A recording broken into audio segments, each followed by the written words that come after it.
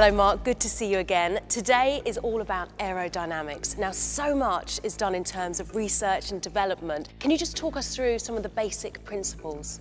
Yeah, so it's a big key area of Formula One, and I guess when we talk about aerodynamics in Formula One terms, we're talking about the way the air is channeled and flows over the car and how the teams use that air. So a word that's bantered about an awful lot is downforce. Just talk me through that quickly. Well, downforce is the force that's generated by the wings on the car. So if we compare it perhaps to an aeroplane uses wings to generate lift to get it up into the sky. On a Formula One car, we have a front wing and a rear wing, and we're using that almost upside down, if you like, as the airflow passes over it to push the car down into the floor. What that does is generates grip for us as we go through the corners, therefore faster lap time. Okay, well, a good place to start would be the front wing. Should we take a look? Yeah, so it's the first part of the car that obviously cuts through the air as it goes through the track, and if we have a little look at it, they're quite complex areas.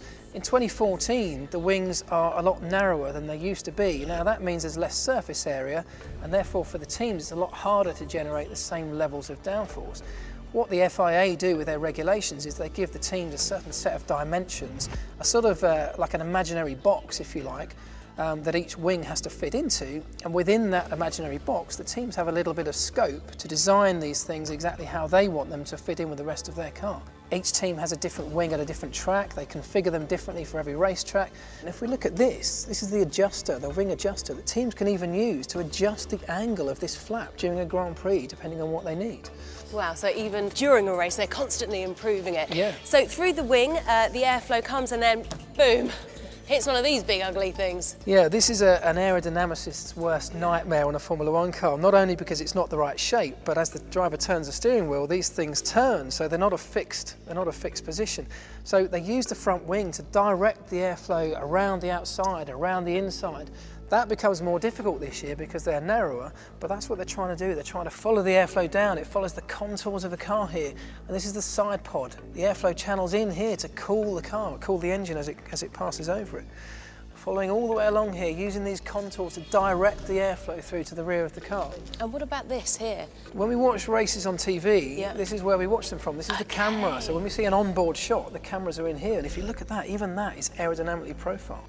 So essentially the air has beautifully been guided over the vehicle and then comes to the rear of the vehicle. Talk us through some of the changes that have happened this end. Yeah, so again at this end, the rear wing, like the front wing, is smaller this year, so there's less surface area. And not only that, this is the lower element of the rear wing. In 2014, that's now gone, so that's another big chunk of downforce that's just been taken away from the aerodynamicists. That must be so frustrating for them, so they must get so far in development and then essentially get pulled back. Well, they do, and it's a big challenge for them. The FIA do it because they're trying to keep a lid on speeds and safety grounds, but yeah, it's a big challenge for the aerodynamicists, for the team, but let's face it, that's what they do. It's what they do best. Ah, you've got to love a challenge. Thank you so much, Mark, for your insight into the world of aerodynamics. My pleasure.